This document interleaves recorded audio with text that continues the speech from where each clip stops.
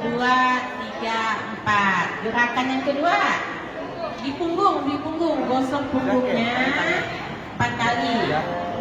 Nah, dibalas tangan satunya. Yang ketiga di sela-sela jari. Ibaratnya bergeser antara jari tangan kanan dan kiri. Nah, 4 kali. Yang keempat tuh kunci. Nah, biasanya itu orang yang biasa menari tahu tuh. Nah, gerakan kunci. Yang kelima, jari jempol diputar-putar. Dibalas. Nah, 4 kali juga dibalas. Yang terakhir, yang keenam, ujung jari terkuncurkan, terputar-putar 4 kali ke telapak tangan.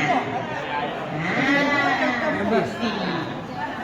Cuci tangan tuh ada buat cara.